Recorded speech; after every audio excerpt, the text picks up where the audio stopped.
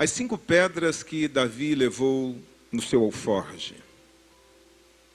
Versículo 39 do capítulo 17 do primeiro livro de Samuel. Diz assim: Davi prendeu sua espada sobre a túnica e tentou andar, pois não estava acostumado àquilo, a armadura que colocaram sobre ele. E disse a Saul: não consigo andar com isso, pois não estou acostumado. Assim tirou tudo aquilo. Versículo 40. E em seguida pegou o seu cajado, escolheu no riacho 5 pedras lisas. Diga, por favor, 5 pedras. Colocou-as na bolsa, isto é, no seu alforje de pastor, e com sua tiradeira, sua funda, na mão, aproximou-se do filisteu, Golias. Esse trecho das Escrituras é um dos trechos mais conhecidos da Bíblia, uma passagem que transcende a cultura evangélica, retratada em filmes, né, por Hollywood, todo mundo conhece, faz parte da cultura popular, né, uma história muito conhecida, extremamente conhecida, a vitória do jovem Davi, do jovenzinho, adolescente Davi, sobre o gigante Golias. O contexto mostra 2 exércitos enfileirados, um de frente para o outro. Cada exército sobre uma colina, um vale no meio. Aquela cena que a gente costuma ver muito nos filmes, né? Estão ali preparados para a guerra. Quando de repente, de um dos exércitos, do exército dos filisteus, sai ali do meio das fileiras filisteias um cara muito grande, alto, quase 3 metros de altura, todo aparamentado, né, com couraça, caneleira, capacete, um escudeiro na frente dele. E esse cara, ele tem um nome, o nome dele é Golias, um guerreiro muito famoso na sua época. E ele tem uma proposta, está lá no versículo 8 e versículo 9. Ele diz assim: por que vocês estão se posicionando para a guerra? Ele diz isso para os soldados israelitas. Não sou eu um filisteu, e vocês, os servos de Saul, escolham um homem para lutar comigo. Não precisa todo mundo lutar, basta um lutar contra outro.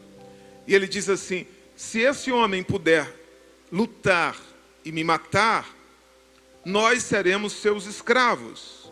Porém, todavia, se eu vencer e matar a pessoa que vocês indicarem, então vocês serão nossos escravos e nos servirão. Durante 40 dias, esse gigante fez essa mesma proposta. De manhã e de tarde, ele descia, se aproximava do exército israelita e fazia a mesma proposta. E durante 40 dias, durante 80 vezes, ninguém se dispôs a lutar com ele.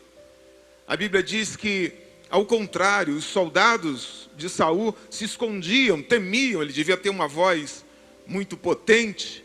A apresentação dele impressionava, era tudo muito brilhante, tudo muito pesado. E durante 40 dias, ele não teve eco, não teve resposta. Saul, por causa disso, resolveu oferecer uma recompensa. Ele não tinha coragem e tentou achar no meio do seu exército alguém disposto a enfrentar Golias. E ele disse o seguinte: quem lutar com esse cara e vencer esse cara, eu vou dar a mão da minha filha, vai ser meu genro, genro do rei. Eu vou tornar esse cara rico, vou dar a ele riqueza, e acho que é o melhor de tudo, eu vou isentar a família dele de impostos. Ninguém vai pagar nada. Eu imagino que todo mundo ficou interessado, mas nem assim os soldados de Saul se animaram, ninguém estava disposto. Eu imagino que eles deviam pensar assim: do que adianta riqueza, do que adianta a promessa de casar com a filha do rei? Eu vou morrer mesmo, então A Bíblia diz assim, é melhor um cão vivo, Eclesiastes diz isso, né? É melhor um cão vivo que um leão morto, né? Então todo mundo ali ficou na sua. Enquanto isso, uma outra história passa a ser contada a partir do versículo 12.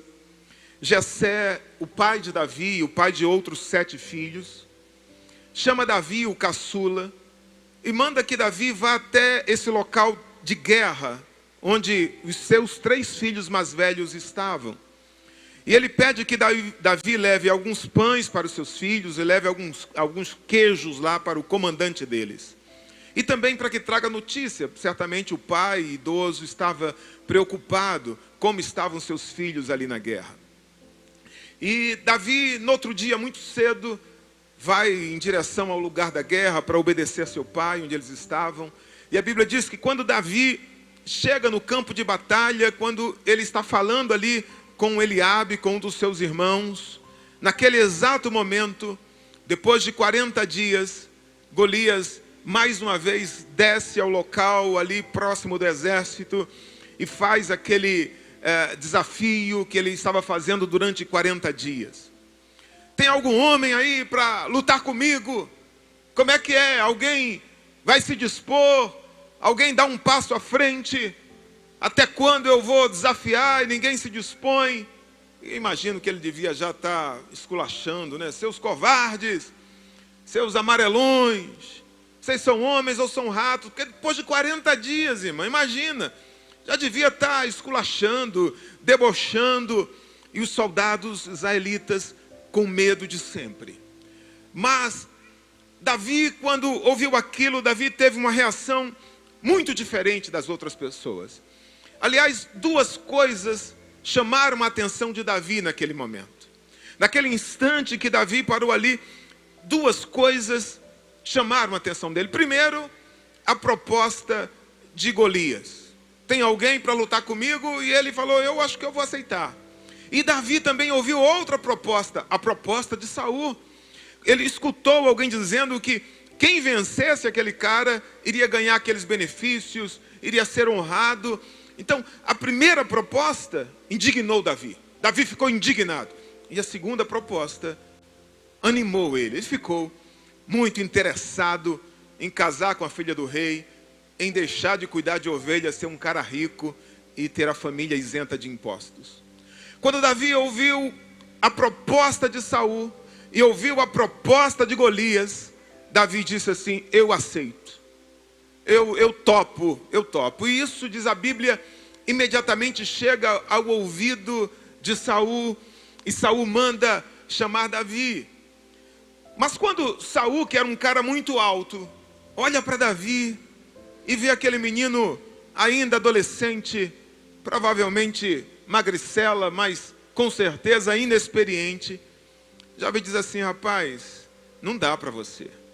Esse cara aí é um cara, ele é muito grande, ele é muito forte, ele é um guerreiro experiente, tem mais de 100 lutas aí, todas por nocaute, venceu sempre, é casca grossa, não dá para você, você não tem chance.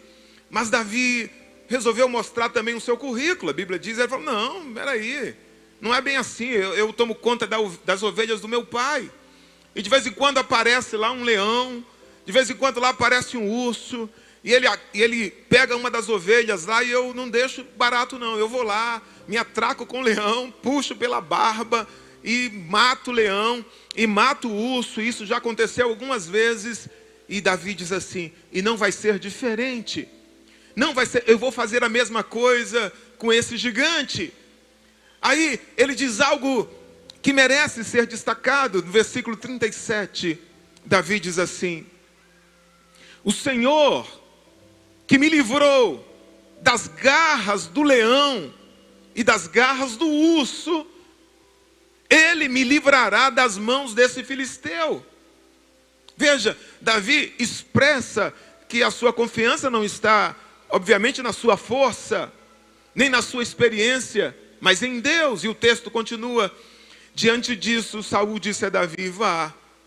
Davi falou, eu vou lutar, porque eu já venci, e Deus vai ser comigo. E Saul é convencido. Vá, o Senhor esteja com você, diz o rei. Saul então manda que tragam o manto dele. Veja, Saul era um cara muito grande, mais alto de Israel. E coloca lá uma armadura sobre Davi. A Bíblia diz que quando Davi coloca aquilo sobre si, ele mal consegue andar direito, ele não tinha experiência, ele era apenas um adolescente. Eu imagino que quando Davi coloca aquela espada, coloca aquela armadura, não sei se colocaram o capacete de Saul, que devia ser um capacete grande, a Bíblia diz que ele não consegue andar. Se você fosse um soldado de Saul e você estivesse ali, você certamente teria gargalhado de Davi. Você certamente teria rido de um jovem adolescente tentando andar com armadura pesada. Ele nunca tinha empunhado uma espada, ele nunca tinha vestido uma armadura, e claro, ele foi motivo de deboche. E eu acredito, a Bíblia não diz isso, mas eu acredito que Saul fez isso exatamente para ridicularizar Davi, para ver se ele cai na real, para ver se ele diz assim: pô, o cara tem armadura grande, a ponta da lança dele pesa 7 quilos, a couraça de Golias pesava 60 quilos, e Davi não consegue sequer andar. Eu vou ver se ele cai na real. Talvez fosse a ideia de Saul, mas Davi estava decidido a lutar.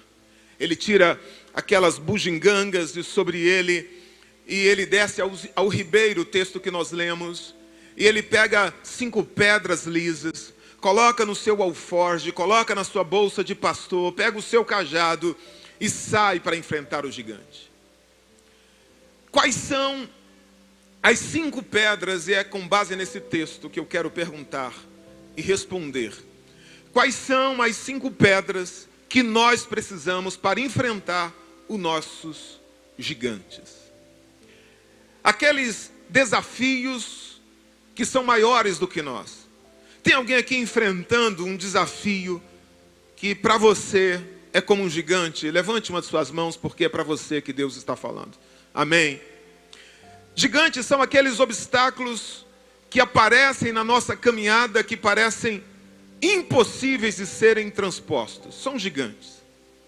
Gigantes são aqueles problemas que amedrontam, aqueles problemas que mexem conosco. Só de pensar as mãos suam, só de pensar o seu emocional é tocado. Esses problemas são nossos gigantes. Agora eu vou dizer uma coisa para você. Depois de enfrentar esse gigante e de vencê-los, a sua vida nunca mais será a mesma. Ao longo da vida nós vamos enfrentar alguns gigantes como esse, alguns. E sempre que vencemos um gigante como esse, nós somos alçados a um novo patamar. Nós somos levados a um novo tempo. Nunca corra de gigantes, porque ele é uma porta para uma promoção na sua vida. Problemas, pastor? Sim. Os amigos nos abençoam, mas são os gigantes que nos promovem. O que seria de Davi se não fosse Golias? Você pode dar um glória a Deus aí pelos gigantes? Amém? Deus é com você, meu irmão. Quais são essas 5 pedras que todos nós precisamos? Eu convido você a extrairmos nesta noite do ribeiro, que é a palavra de Deus, estas 5 pedras. A resposta a esta pergunta é o ensino que eu ofereço aqui. E eu ofereço para todo aquele que eu amo. Para toda pessoa que eu torço pela vitória. É esse conselho aqui que eu daria para o meu filho, para a minha filha. Eu gostaria de compartilhar com você aquilo que eu aplico à minha própria vida.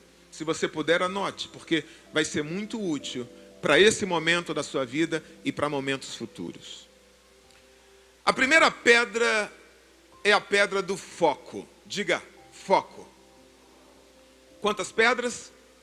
5 pedras. A primeira pedra é a pedra do foco. Eu gostaria que você imaginasse um cachorro andando pela rua. Mas não um cachorro qualquer. Um cão vira-lata. Um cachorro sem dono. Não sei se você já prestou atenção nisso. Ele está andando ali numa direção e de repente ele encontra algum atrativo no beco e ele entra no beco. E até que ele enjoa dali e ele sai do beco. E passa um carro correndo e ele corre atrás do carro até se cansar. E depois ele volta por onde ele estava vindo e vai ali ao sabor do vento.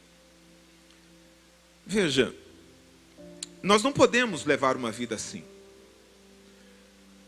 Faz parte da dignidade do ser humano ter um alvo, ter um foco, ter um propósito, ter uma direção, ter um lugar onde se chegar.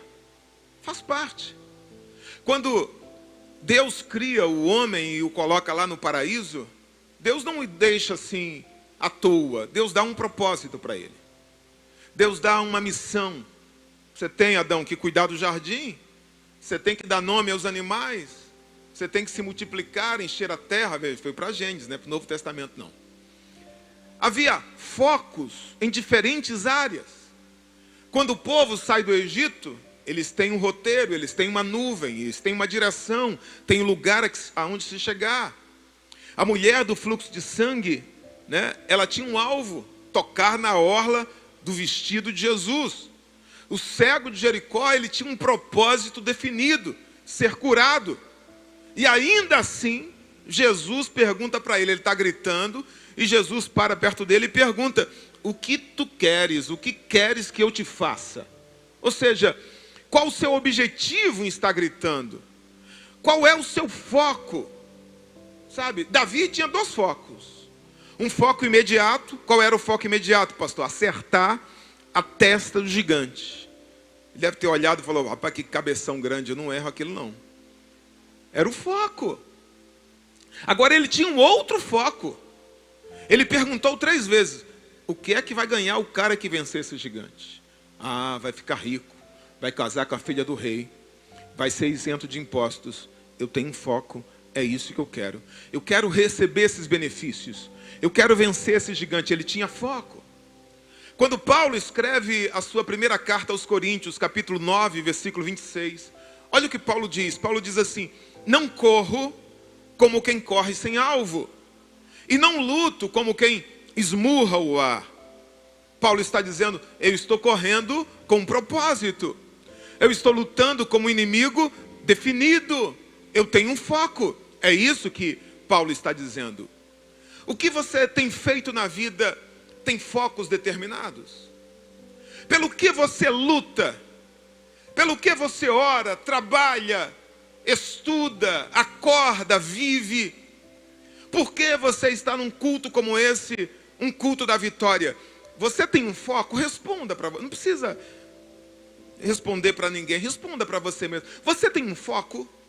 Se Deus perguntasse a você, hoje, o que queres que eu te faça? Você seria capaz de definir isso em uma frase?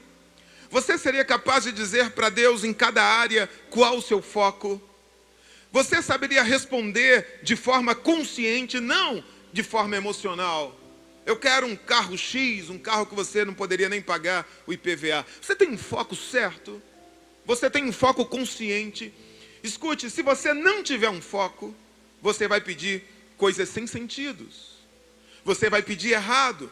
Sem foco, 2 coisas vão acontecer.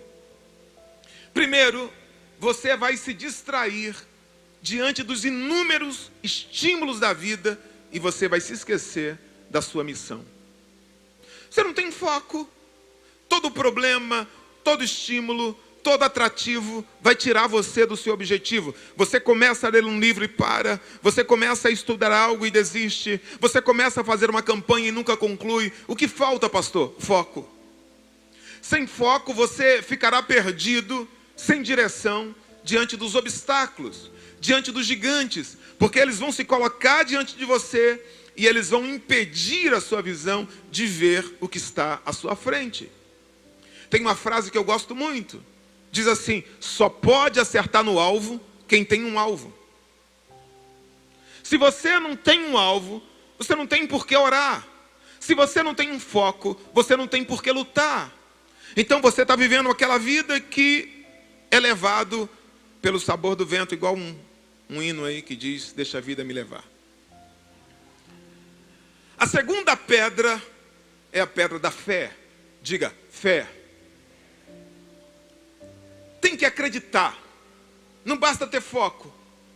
Você tem que acreditar que é capaz de atingir, de alcançar aquele foco. Ter convicção, ter certeza. Esta certeza, essa convicção, se chama fé. E não apenas fé em Deus. Você tem que ter fé em você também. Tem que ter fé que Deus vai te ajudar. E tem que ter fé que Ele já providenciou a capacidade, que Ele já providenciou as ferramentas, que Ele já te deu os meios para que você alcance o teu foco, para que você atinja o teu alvo. É a fé que faz com que você supere o medo. É a fé que faz Davi diferente de todos os outros guerreiros. Ele acredita nele. Ele acredita no Deus que ele serve. Se você tiver foco, escute, mas não tiver fé, primeiro, o seu foco será apenas material. O seu foco será terreno.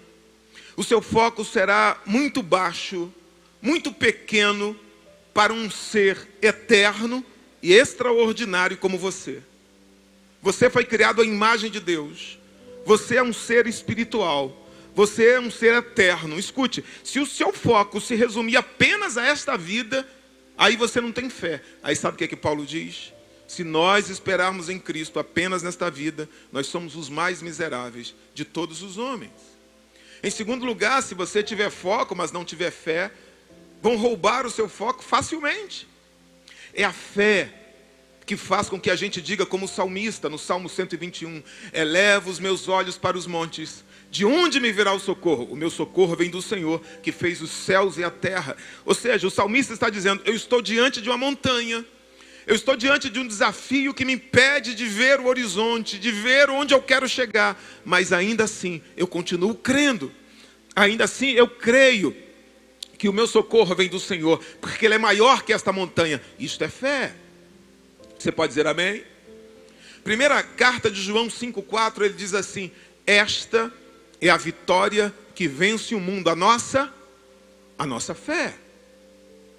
Todos que estamos aqui, todos, sem exceção, temos algum Golias, ou alguns. Davi, ele tinha uma pedra no seu alforje chamada fé. Você não pode vencer gigantes como Golias sem fé. Porque ele é mais forte que você. Porque ele é maior que você. Porque ele é mais experiente que você. Porque ele tem armas mais poderosas que você. Você só pode vencer gigantes, desafios como Golias, tendo fé. Se você olhar para os problemas apenas com uma ótica material, você vai ficar igual os soldados de Saul. Como, pastor? Amedrontado. Você vai ficar apavorado diante de Golias. Por isso você precisa ter fé como Davi. Então, nenhum gigante vai parar diante de você, porque você vai se dispor a enfrentá-los e vai vencê-los. Nenhuma maldição vai alcançar a sua casa e vencer, porque você vai vencê-la pela fé. Nenhuma ameaça vai parar você, porque você vai enfrentar pela fé. A Bíblia diz que o gigante desprezou Davi, que o gigante amaldiçoou Davi, que o gigante ameaçou Davi, e Davi ficou de mimimi. Ele começou a chorar, ele desistiu? Não! Por quê, pastor? Ele disse no versículo 45, versículo 46, ele diz, tu vens a mim com espada, com lança e com escudo, mas eu vou a ti em nome do Senhor dos exércitos, o Senhor, o Deus dos exércitos de Israel, a quem tens afrontado. Aí Davi diz, hoje mesmo o Senhor te entregará nas minhas mãos e toda a terra saberá que há Deus em Israel. Davi está dizendo, você pode ser grande, você pode ser famoso, você pode ser forte, mas eu não vou eu não vou lutar com você na minha força física, eu não vou lutar contra você na minha capacidade, eu vou lutar com a minha fé. O meu Deus vai na minha frente, o meu Deus luta por mim. É com a fé, meu irmão, que você vence o mundo, é com a fé que você vai conquistar os teus alvos, os teus objetivos. Dá um glória a Deus aí, diz assim, eu creio. Aleluia.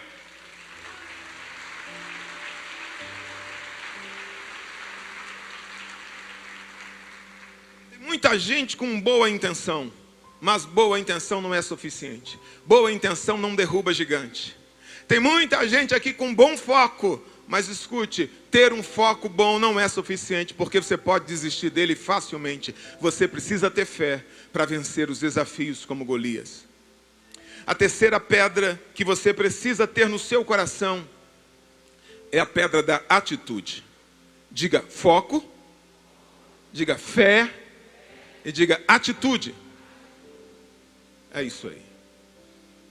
Você tem que ter alguma ação diante das circunstâncias desafiadoras. Você precisa colocar em prática aquilo que você crê. Levar para o campo prático aquilo que você deseja. Empregar energia para alcançar seus objetivos. O que é atitude? Atitude nada mais é do que a exteriorização da fé. A concretização da fé. Eu creio no meu coração. E quando eu pratico, eu demonstro a minha fé. Eu provo a minha fé. E eu preciso disso. O livro de Tiago, capítulo 2, versículo 26, diz assim: a fé sem obras é morta. Ou seja, a fé sem atitude não adianta nada. A igreja pode ter um monte de crente que crê. Gente que ora com fervor. Que vem ao culto de domingo e ouve a palavra, eu creio, eu recebo. E na segunda, você não põe em prática. E na segunda, escute, é a casa sobre a areia. É como diz Tiago, é o homem que se vê no espelho e logo quando sai diante do espelho ele se esquece. Porque a Bíblia só funciona para quem crê, e crer significa praticar, ter atitude. Repita comigo, por favor, esta frase que vai aparecer aqui. Diga assim: Davi tinha fé e afunda. O crente que tem fé, mas não tem funda, a fé afunda. É isso aí. Pode aplaudir o Senhor por isso?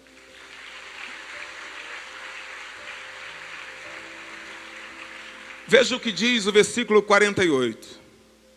E sucedeu que, levantando-se o filisteu e indo encontrar-se com Davi, Davi saiu correndo do filisteu, ficou parado. Foi isso ou não? O que é que diz?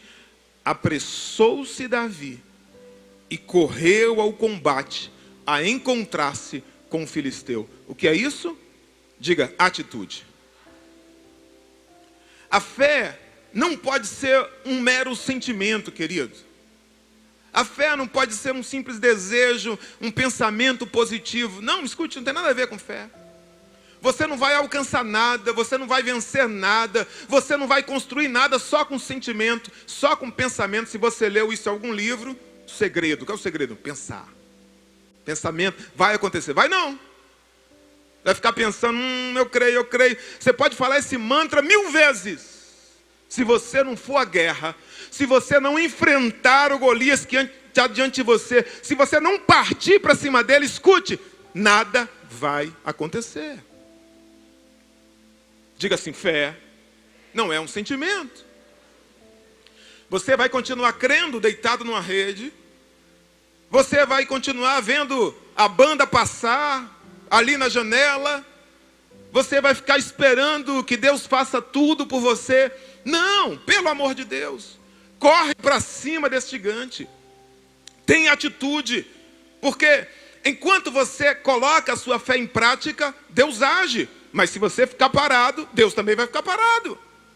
Se você não falar às águas, se você não tocar nas águas, se você não pisar, o mar não vai se abrir. É você que tem que colocar em prática aquilo que você crê. Agora escute, quando você partir para cima, Deus vai agir. Quando você for em direção ao gigante, você não vai sozinho, porque Deus vai com você. Agora diga assim, eu preciso ter atitude. Então, primeiro, você precisa ter um alvo. Segundo, você precisa crer. Terceiro, você precisa ter atitude. A quarta pedra que você precisa ter é a pedra da sabedoria. Diga, sabedoria. O que é sabedoria, pastor? Sabedoria não é apenas conhecimento, é muito mais do que isso.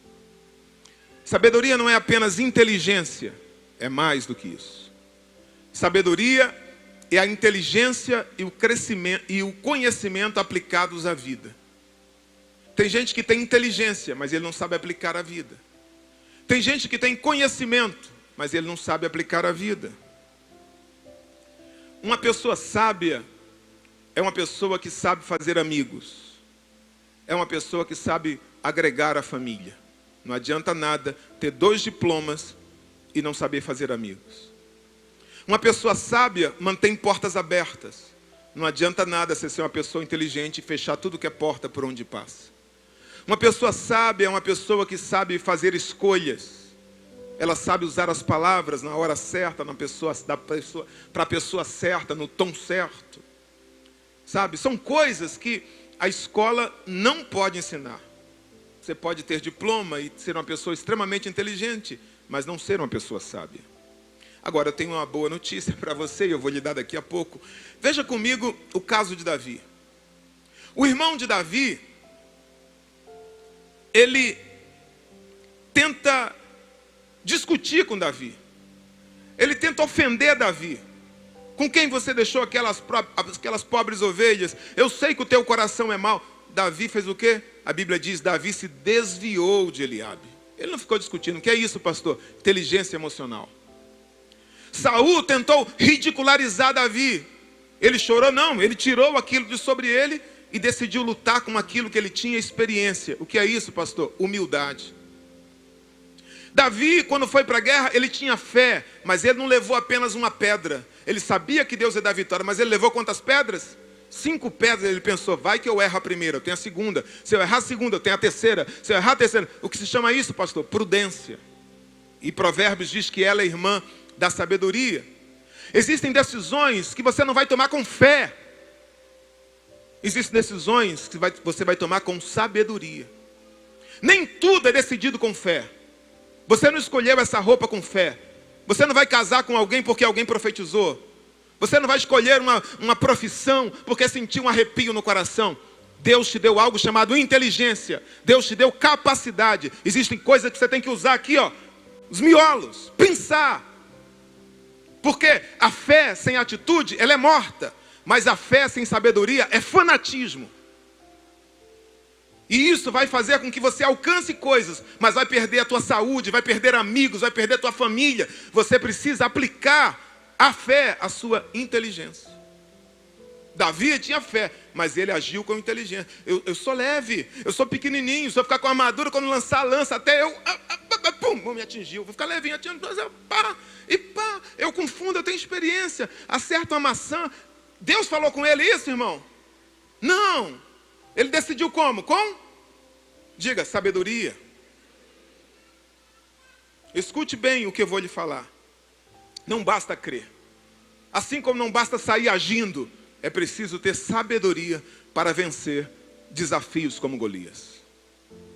Eu tenho uma boa notícia para lhe dar, e essa notícia é Tiago capítulo 1, versículo 5.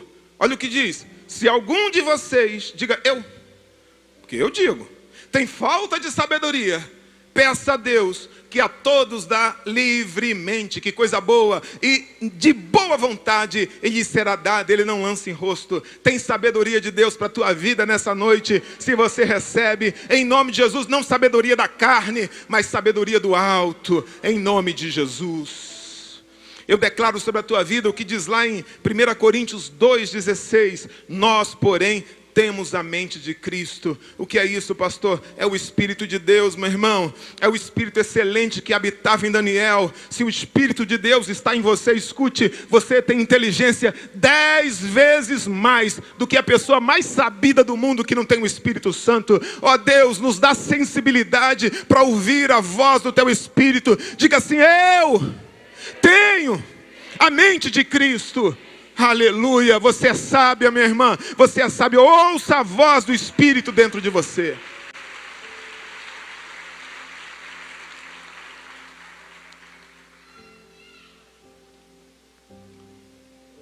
A quinta e última pedra que você precisa ter sempre com você é a pedra da determinação. Diga, determinação. Lembrei do meu amigo Tarsis, que ele dizia assim, eu devia cobrar para dizer isso. Por que você precisará de determinação, desta pedra chamada determinação? Porque muitos obstáculos vão se colocar diante de você para tirar o seu foco. Não basta ter um bom foco. Você precisa ter determinação para não se distrair.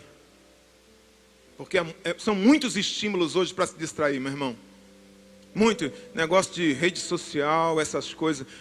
Criança já nasce com chip, essa geração não consegue ter um foco. Quer ver TV e celular, e liga, e fazer um monte de coisa. E estudar enquanto faz tudo isso. Sem foco. Por quê, pastor? Porque muitas pessoas vão tentar ridicularizar a tua fé. Quando você disser onde você quer chegar, o gigante que você vai enfrentar, alguém vai dizer, menos, pé no chão. Não é para você não. Porque a sua atitude vai encontrar subidas que você vai cansar. Então você precisa ter determinação. Eu canso. Tem dia que eu não estou a fim de vir para a igreja não, meu irmão.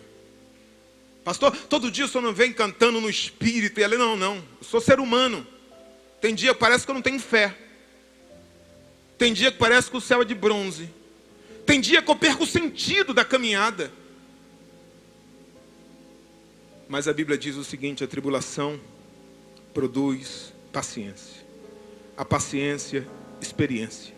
E a experiência, esperança. E essa não traz confusão. Eu já passei por tantas que eu tenho determinação para continuar em frente, mesmo quando eu estou cansado. Mesmo quando eu encontro sentido. Sabe? Você precisa de determinação. Só a sabedoria sem determinação não vai levar você a lugar nenhum. Tem um monte de gente sábia pra caramba que é mendiga. Sabia disso? Tem muita gente com mais fé do que você, com mais dons espirituais do que você, que foi mais usada por Deus na vida que você jamais foi, mas desistiu da caminhada. Desistiu da luta. Desistiu do bom combate. Você conhece alguém assim? Eu conheço. Gente com fé. Gente que corta cana, fala em milagre, tem visão, mas agora está no ministério do sofá. Tem muita gente mais forte do que você, mas que parou. Tem muita gente com muito mais inteligência, muito mais sabedoria do que você, mas se entregou à vida. Se entregou aos problemas. Se você quer vencer Golias, você precisará ser determinado para isso. Se você me disser que pode, eu acredito. Se você me disser que não pode, eu também acredito. Porque sempre vai acontecer aquilo que você determinou dentro de você. É isso que vai acontecer. Quantos estão entendendo? Diga amém. A mulher do fluxo de sangue, a Bíblia diz que ela gastou todos os seus recursos e não foi curada. Para ela tocar em Jesus, ela teve que vencer anos de decepção. Ela teve que vencer uma multidão que estava diante dela e Jesus. Ela teve que vencer a sua fraqueza física. E talvez exista uma multidão entre você e seu foco. Talvez exista uma multidão entre você e o seu objetivo, a sua missão. Você precisa ter determinação. O cego de Jericó, você acha que era fácil para ele? Ele era cego, gente. Ele precisava que alguém colocasse ele ali no caminho que Jesus ia passar. Ele não podia ver. Alguém deve ter esbarrado ele, nele, era uma multidão. Ele só tinha uma coisa. Era o que, pastor? A voz. Ele diz assim, eu vou usar o que eu tenho. Eu não posso ver, mas eu posso gritar. E eu vou gritar, porque pulmão eu tenho. E ele começou a gritar. E ele teve que enfrentar os discípulos de Jesus. Porque os discípulos de Jesus às vezes vão mandar você calar. Os discípulos de Jesus às vezes vão dizendo, os discípulos de Jesus não é fácil não, irmão. Às vezes você quer gritar, peraí, nesse não é hora de gritar não, agora não é hora do glória, nesse jeito não é hora do glória não, não senta aqui não. Os discípulos de Jesus não são fáceis, você vai ter que enfrentar às vezes parentes, enfrentar amigos, você tem que ser determinado. determinado, porque se você não for determinada, você vai se calar. Você vai desistir, mesmo tendo fé. Davi não teve incentivo de ninguém. Ninguém disse para Davi: vai lá, Davi, o Senhor é contigo, varão valoroso, você é o cara, você é bom. Não, ele era desconhecido, um jovem. O irmão dele tentou desanimar ele com palavras. Saul tentou ridicularizá-lo. Golias desprezou, ameaçou, amaldiçoou. Imagina se ele não tivesse determinado. Nós não estaríamos falando dele aqui nessa noite, não. Ninguém saberia quem foi Davi, não saberia nada. Mesmo tendo unção, diga assim: eu preciso ser determinado. Sempre que você se dispuser a fazer algo, escute isso. Sempre, não qualquer coisa, mas sempre que você se dispuser a fazer algo grande e significativo, prepare-se para o deboche. Prepare-se para lidar com gente que não vai acreditar em você. Prepare-se para lidar com opositores, com os Sambalates e os Tobias da vida. Você só vai conseguir se você tiver uma pedra chamada determinação. Concluindo, e eu estou concluindo. Só existe uma pessoa que pode limitar você. Só existe uma pessoa que pode dizer assim: esse alvo não é atingível. Isto é impossível. Se você mesmo se limitar, se você acreditar que é impossível, se você acreditar que não vai conseguir. Agora, Golias não pode fazer isso. Os discípulos de Jesus, mesmo dizendo para você parar, se calar, eles não podem fazer isso. E Deus, pastor, Deus pode limitar você, mas Deus jamais fará isso. Deus jamais vai impedir você. Pelo contrário, os planos dele são maiores que os seus.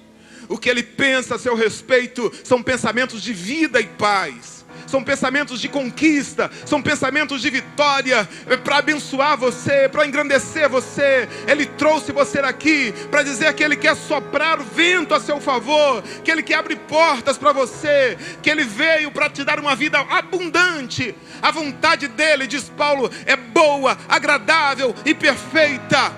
Creia nisso. Tenha foco, tenha fé, tenha atitude, tenha sabedoria e tenha determinação. Com estas pedras você vai vencer qualquer Golias que estiver diante de você.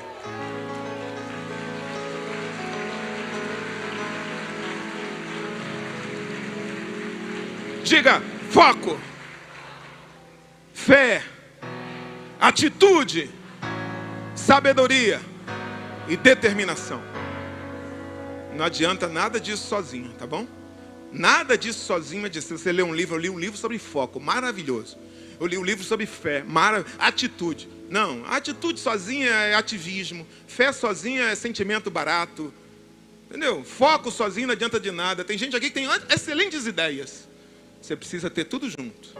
Diga: foco, fé, atitude, sabedoria e determinação.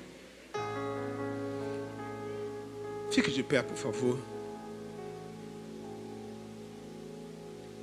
Quem sabe você está aqui nesse lugar se perguntando: pastor, como é que eu posso trazer Deus? Pastor Lucas, por favor, me ajuda aqui. Sua voz vai me ajudar muito nesse momento. Pastor, como é que eu posso trazer Deus para minhas batalhas? Eu tenho lutado na vida, eu tenho vencido em algumas áreas, mas eu tenho sido derrotado em outras áreas. Eu tenho alcançado um relativo sucesso numa área, mas em outras áreas eu tenho fracassado fragorosamente. Eu sinto que eu não posso vencer sozinho. Eu sinto que os meus focos, o mapa que eu tracei para a minha vida, e eu fiz um X, e disse assim: aqui está o meu tesouro. E eu vou cavar aqui, eu vou ser feliz aqui. E você está cavando, está cavando, está cavando. E agora você está dentro de um buraco que você não consegue sair e não tem tesouro nenhum. Deus tem um novo mapa para a tua vida. Deus quer reescrever a tua história. Deus quer fazer de você um vencedor. Ele quer te dar essa força. Ele quer te dar essa história de vencedor. Trazer Deus para suas batalhas é mais simples do que parece. É mais simples do que você possa pensar. Como, pastor? A maioria aqui já fez isso. Se eu perguntar, qualquer crente aqui, ele vai dizer: como, pastor? Recebendo Jesus como o único e suficiente Salvador. Fazendo de Jesus o seu amigo pessoal. Você nunca fará isso se você não convidá-lo. Não adianta ser amigo de crente, ser parente de crente. Pode ser filho, pai. Deus não tem neto, Deus tem filho. É uma experiência pessoal, intransferível. Você só precisa dizer assim: eu quero, Deus, que o Senhor entre nas minhas batalhas. Eu quero que o Senhor entre na minha vida nessa noite. Sabe, eu gostaria que você lesse comigo o que está em Romanos capítulo 8, versículo 37. Eu vou colocar aqui na tela. Olha o que diz. Diga, leia comigo, por favor. Mas em todas estas coisas somos mais que vencedores por meio daquele que nos amou. Quem é este? Jesus. Vamos ler todos juntos, num ritmo, vamos lá. Mas em todas estas coisas somos mais vencedores por meio daquele que nos amou. Tem pessoas que são vencedoras aqui, mas só quem tem Jesus é mais que vencedor. Eu tenho um convite para fazer para você. Não importa como você chegou aqui, não importa, esse é o culto da vitória. Mas a maior vitória que você pode receber na vida é essa: se tornar mais que vencedor. Pastor, eu estou com Golias, eu estou com um desafio, tem uma tribo de pigmeu, não importa, ou um grupo de gigantes. Se você estiver com Jesus, você é mais que vencedor.